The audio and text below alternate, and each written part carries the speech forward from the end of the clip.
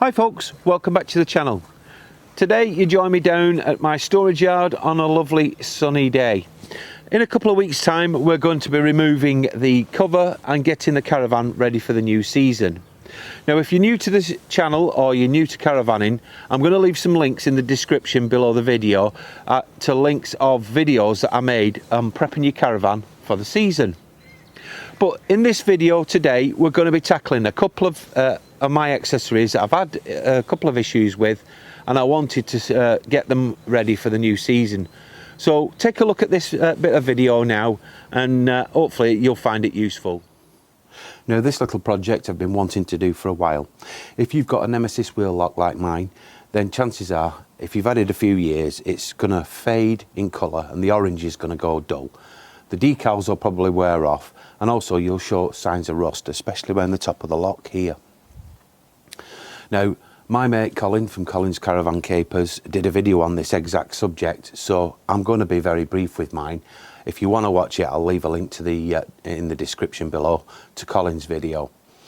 But basically sand it down, get all the decals off, get all the rust off, mainly around the top here, and then get yourself an acrylic paint. Now what I used is this Rust-Oleum because it has a built-in primer as well, and it works on metal, masonry, plastic and wood as well. But I went for the cardinal red. You can't get orange, so never mind. At the end of the day it's still bright and it's still clear, and it shows that you've still got a lock on. And that is a little project that I did. But I went a step further with the Nemesis wheel lock, and I'll show you that now. So this is the bar for the Nemesis wheel lock that goes through the wheel itself. Now if you look at mine, you can see there's more tape on it than there is the foam padding, and I decided that that was getting a bit ugly and I wanted to replace it. So what I did was, in Blue Peter style, I cut it down the middle and peeled it off like so, and that's that removed. And then I went on Amazon and I bought myself some more padding, and this is it, and I'm going to be using that. Now to get the measurements, because I'd like it to meet up in the centre, I've measured the circumference of this bar and it's 6.5 centimetres. So I'm going to measure in on here 6.5 centimetres and then cut a straight line down and then roll it in. So I'll just do that off camera and then I'll show you my final thing. But this is dead simple to use. So here it is finished.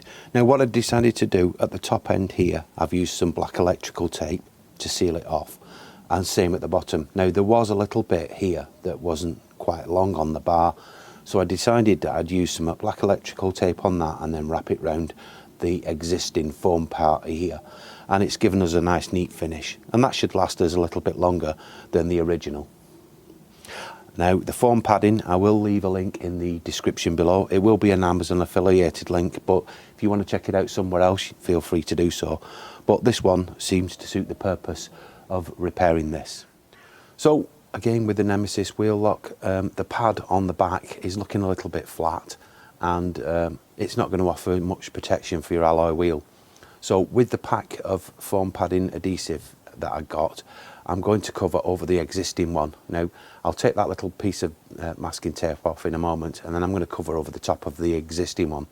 The reason why I'm going over the existing one in my case is because that's still stuck down firm, it's just very flat. So the first thing I did, rather than actually take the lock off, I thought I'd cheat and make it simple. So what I did was I put it on the actual pad like so. Now bearing in mind it's covering completely, we can move it slightly forward actually, and then I'm going to press down so the lock makes an impression in the pad. So we've got an impression in the pad like so. Now if you look on the other side, it does need to be a slightly bigger hole than just this. So I come up with an idea, and that is the cap off some cleaning product that I had. I'm going to put that over the top like so, and then I'm going to draw around it and cut it out. So I'll come back to you in a moment. So I've drawn around the size of the hole that I want, and I'm quite happy with that. It is slightly bigger, so I'm going to cut on the inside of that circle rather than the outside. So I'm going to use a craft knife for that, and I'm going to use it off camera. But once I've cut it out, I'll come back to you. So the hole is now cut. It's a little bit jagged, but it will do what we want it to do. It's very simple to do now, so I'll just remove the backing and I'll get the lock and we'll move it on from there. So we've aligned the hole, we're happy with it, we've got full coverage of the actual back plate, so we're just going to remove the adhesive now and stick it down. I'll come back to you when I've done that. Well, that's how I updated the lock and refurbished it, and it looks a lot better. There's a few jagged edges on the edge of the actual foam padding which I'll neaten up later. Unfortunately my Stanley blade was a little bit blunt, but get yourself a nice fresh one should you wish to do this little tip. And one final tip with any lock that you've got, if you've got a rubber cap like this and you're going to fit it over here, this is where it tends to get the most moisture and it rusts. Get yourself some good old silicone grease like so, rub it on the inside. And what this will do, as well as protect the rubber cap, it'll also help prevent water getting in as well, and it'll form a watertight seal.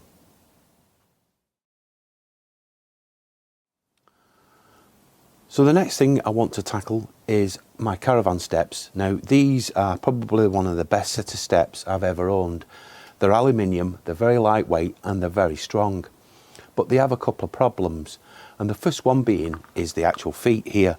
These feet are solid plastic and they do wear if you put them on hard surfaces, but also they cut into the awning carpet as well and make divots and indentations, and I don't like them.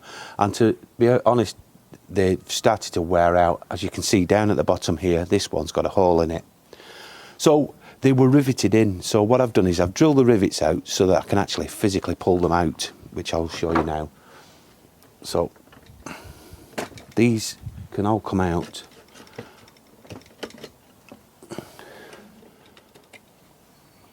So I needed some form of alternative, and I proper struggled because I couldn't get any that was actually physically the same size, especially at the bottom. Not so much here at the top, but I found a set of universal ones on Amazon, and these are the rubber, which are great.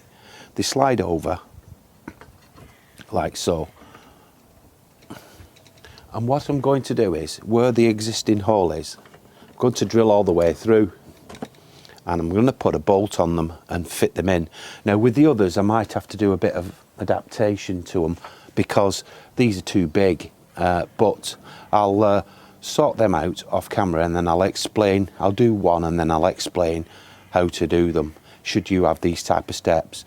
Now there are loads of different universal replacements online that you can get. If you've got the round ones, it's easier, they'll fit on no problems, but with these ones that are on an angle it can be a little bit more difficult. So let me just sort these two out off camera, and then I'll come back to you and we'll tackle these smaller ones at the front. So you'll have to forgive the background noise, one of the neighbours has got the gardeners in.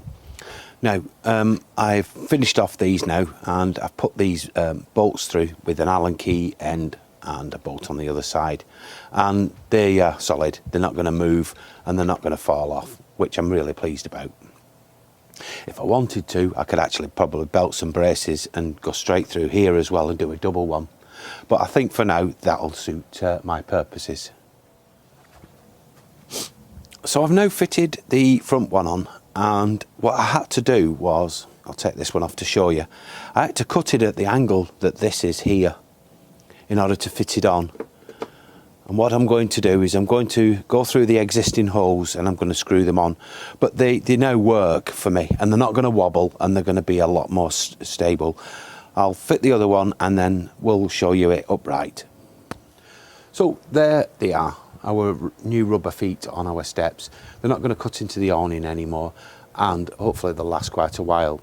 Now if they do need replacing, it's quite simple because I've used bolts rather than rivets, and we can remove them and buy some fresh ones. Well folks, that was today's little tinkering video. I hope you found the ideas that I've come up with this week useful in the future, and it helps you maintain your caravan. Thanks very much for watching. I do hope you'll join us again real soon, but in the meantime, bye for now.